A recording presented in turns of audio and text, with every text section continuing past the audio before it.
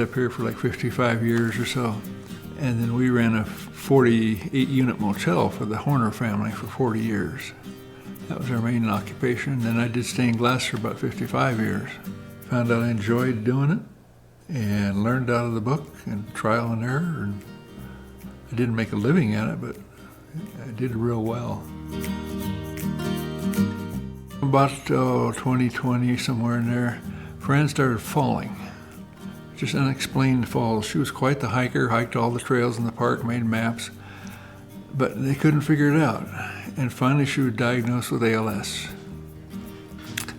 So we, on the advice of our people that handle our money, they said, you need to just sell that house and get over to Good Samaritan.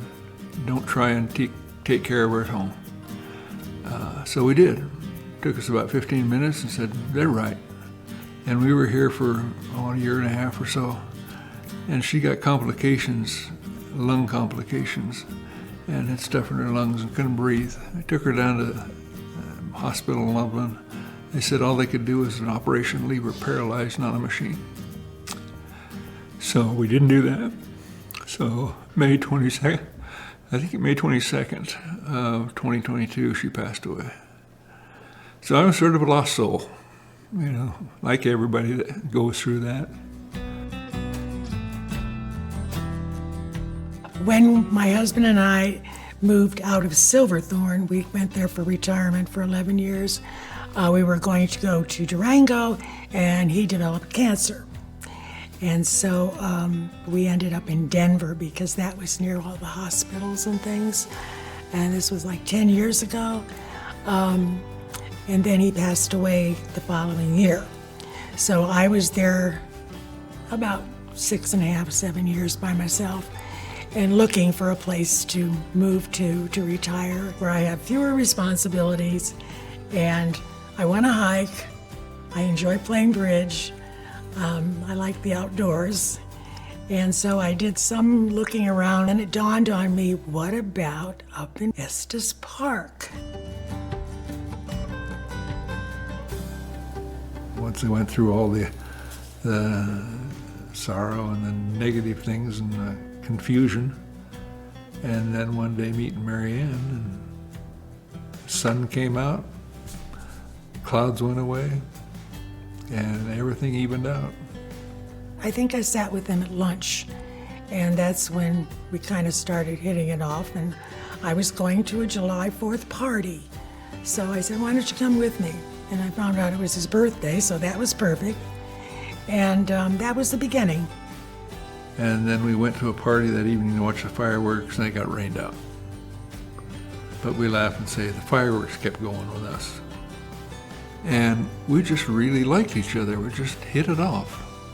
There's quite an attraction between us. Neither of us were looking for any kind of a relationship. The last thing we had on our minds.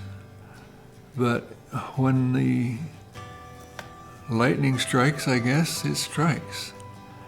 And we started seeing each other and spending time together, and it was like we'd known each other for a long time. We just hit it off. I mean, it was just instant. We have fun together, we laugh a lot, we share a love of games and puzzles. We found ourselves saying, you know, why do you have to go home?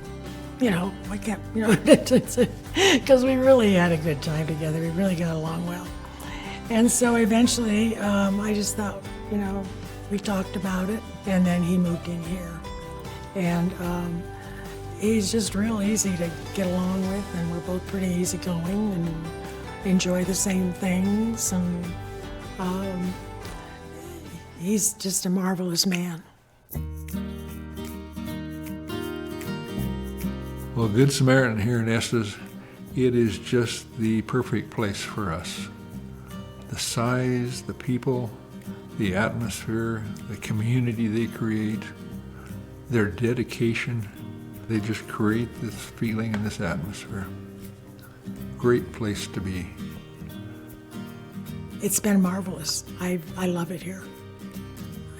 It was the best choice I could have made, and my kids agree with me.